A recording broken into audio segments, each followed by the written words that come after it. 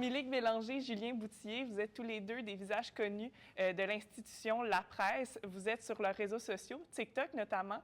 Les jeunes vous connaissent parce que c'est vous qui les informez au quotidien. J'aimerais ça commencer l'entrevue sur justement la relation entre les jeunes et l'information, sur votre relation avec l'information, parce que vous êtes vous-même des jeunes. C'est quoi votre relation avec l'actualité? Je pense que c'est sûr, dans le cadre de notre travail, on doit toujours être informé, toujours suivre l'actualité. Je pense que ça passe par le fait de suivre le plus grand nombre de sources de nouvelles possibles. Tu sais, de pas juste, par exemple, évidemment, je vais lire à chaque matin la presse, mais pas que la presse, tu regarder aussi ce que font les autres médias, autant au Québec qu'à l'étranger, puis essayer le plus possible de diversifier les sources d'information. Oui, puis cela dit, moi, même avant, en fait, quand j'étais étudiant en journalisme, un peu comme toi, je consommais surtout les nouvelles via feu Instagram, là, mais via Instagram, via TikTok, par format habituellement un peu plus condensé. Vivez-vous de l'anxiété au quotidien avec l'actualité? Grosse question. Pour ma part, pas vraiment. Je pense qu'on est, à un moment donné, on se forge un peu une carapace, puis on devient aussi habitué. Grâce au fait qu'on travaille dans un format peut-être un peu plus condensé, ça fait en sorte qu'on doit, en tout cas, être plus bref quand on couvre des sujets lourds, là.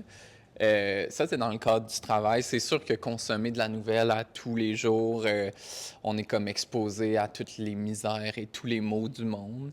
C'est sûr qu'au quotidien, des fois, c'est lourd émotionnellement. Ouais, puis pour ajouter, ça me fait penser, tu sais, je pense qu'il y a de plus en plus aussi dans les médias la volonté de pas juste montrer ce qui va mal, mais faire, par exemple, du journalisme de solution, aller voir ailleurs qu'est-ce qui se passe ailleurs dans le monde ou ailleurs, même au Québec, montrer des solutions qui fonctionnent. Fait que je pense qu'il y a ça aussi qui peut être intéressant. Tu sais, oui, je pense que c'est notre rôle en tant que média de mettre de l'avant les problèmes qui existent dans notre société, mais je pense que de montrer des gens qui réussissent à trouver des solutions, des histoires inspirantes, tu sais, on a vraiment une variété de contenus qui, oui, vont souvent exposer des problèmes, mais on peut aussi montrer des histoires inspirantes, proposer des solutions. Quoi vos tactiques sur les réseaux sociaux, justement, pour aborder un sujet qui peut être un peu plus lourd, un peu plus anxiogène, sans justement créer une vague d'anxiété? Veux-tu commencer? Ben, c'est délicat parce qu'effectivement, tu sais, comme j'imagine que si tu consommes des réseaux sociaux, ce qui marque l'imaginaire nécessairement a tendance à avoir un meilleur reach, une meilleure diffusion. Euh, c'est une danse délicate, effectivement, à comment aborder un sujet qui est sensationnel parfois. Habituellement, en tout cas, petit truc, là, mais comme je travaille surtout sur les réseaux sociaux, disons TikTok, là, surtout, puis que les premières secondes sont ultra importantes, j'ai souvent l'habitude de commencer ma première phrase un peu à la manière d'un titre d'un article où oui, on veut que ça soit accrocheur, mais on veut que ça montre bien ce dont la vidéo va parler.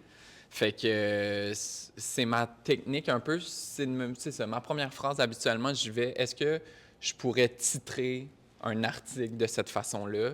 Ça me permet un peu de faire la balance de genre, oui, le choc facteur est bon, mais en même temps, c'est factuel puis rigoureux. Habituellement, c'est ça ma ligne pour accrocher l'attention. Après, puis là, effectivement, ben pas malheureusement, là, mais ce qui est sensationnel a tendance à bien pogner sur TikTok. Je pense que l'aspect aussi, on essaye, dans certains de nos contenus, de pouvoir, ce qu'on appelle aider, on appelle ici m'aider dans ma vie, donc d'avoir des contenus qui, pour les personnes qui le consomment, leur permettent d'avoir un impact concret dans leur quotidien. Fait que, c'est pas juste de dire ah, l'épicerie coûte cher, mais est-ce qu'on a comme des trucs pour que l'épicerie coûte moins cher? Est-ce qu'on a, par rapport à cette nouvelle-là, je sais pas, il y a une épidémie de grippe en ce moment, est-ce qu'on a des trucs pour les gens pour le temps des fêtes? Est-ce qu'on peut, genre, concrètement aider les personnes à sais, oui, il y a une nouvelle qui peut être anxiogène, comme ah, il manque de logement en ce moment à Montréal, mais est-ce qu'on peut proposer un truc puis aider les gens dans leur vie, dans leur quotidien avec des solutions qui sont proposées par des experts? Fait que ça, on a comme cette sensibilité-là d'essayer, c'est ça, des contenus qu'on appelle, nous, m'aider dans ma vie, mais qui est vraiment de savoir que le lecteur ou l'auditeur va en ressortir avec quelque chose qui va être concret pour son quotidien puis qui va permettre de baisser l'anxiété, parce que oui, je suis conscient qu'il y a un problème, mais en contrepartie, ben, j'ai une piste de solution. Vous répondriez quoi à un jeune ou n'importe qui refuse de s'informer justement parce que ça lui crée trop de stress, d'anxiété? Ben, je pense que... je me rappelle au début de la pandémie, il y avait plusieurs experts qui parlaient de ça quand on parlait d'anxiété. Tu sais, je pense que c'est comme dans tout. Je pense que c'est important de le faire, mais avec modération. Tu sais, je pense que si tu écoutes des chaînes d'infos en continu 14 heures par jour, c'est sûr qu'à un moment donné, ça devient beaucoup.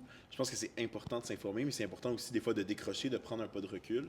Donc, je pense que je dirais tu sais, je pense que c'est correct des gens qui veulent pas nécessairement s'informer à tous les jours, puis que le dimanche matin, ça leur tente pas mais je pense que c'est important d'être conscient de ce qui se passe dans notre société, mais de le faire peut-être avec modération, de peut-être se dire, OK, le matin, quand je suis dans l'autobus, je lis les nouvelles, mais j'ai pas besoin d'être connecté là-dessus 24/7 si ça me crée de l'anxiété. Donc, je pense que c'est comme dans l'équilibre de la chose. Puis, pour ça, des contenus justement plus courts, comme ceux qu'on fait, ou des résumés de l'actualité, ben ça permet de être au courant de ce qui se passe sans nécessairement écouter ça pendant 3 heures puis être vraiment là, plus anxieux. Ouais, mais je pense aussi que c'est une béquille facile parfois là, de gens qui veulent pas faire l'effort de s'informer, qui vont dire c'est pour des raisons d'anxiété, tout va souvent mal, mais habituellement je pense que les gens qui sortent ça comme une béquille, c'est parfois qui ont juste pas l'habitude de consommer de l'actualité sur un beat quotidien. Tu sais, à ces gens-là, comme que Julien a si bien dit, je pense que je les inviterais à essayer de consommer d'autres façons, de consommer de l'actualité autrement, que ce soit, c'est ça, via des vidéos verticales, via des podcasts, via plein d'autres façons. Peut-être que c'est juste que le modèle traditionnel d'écouter RDI, les mordis politiques, ben, c'est très bon show, mais cela dit, comme peut-être que nous, les jeunes, on délaisse tranquillement ces médias plus traditionnels-là. Peut-être que c'est un format qui leur convient moins. Fait que c'est ça. Puis justement, sur les réseaux sociaux, est-ce que tout peut être abordé parce que c'est très différent des médias traditionnels? Est-ce qu'il y a des choses qui sont différentes? Pas de la même manière, mais je pense que tout peut être abordé d'une certaine manière. C'est sûr que c'est différent. De par le format, de par le public cible, mais je pense pas qu'il y a de sujet tabou en tant que tel ou interdit. Non, ben c'est sûr que nous, on travaille beaucoup sur TikTok, là, fait qu'on est un peu à la merci de l'algorithme, puis de genre de ce qui peut être shadowban sur la plateforme. Fait que, effectivement, il y a des sujets, mettons, de sexualité ou disons, un dossier sur le proxénétisme qu'on n'aura pas le droit ou qu'on pourra pas couvrir sur TikTok de par les règles mises en place par le ByteDance. Mais voilà. Bien, c'est intéressant ce que tu dis, justement, l'algorithme. Est-ce que l'algorithme peut avoir tendance à changer vos choix éditoriaux?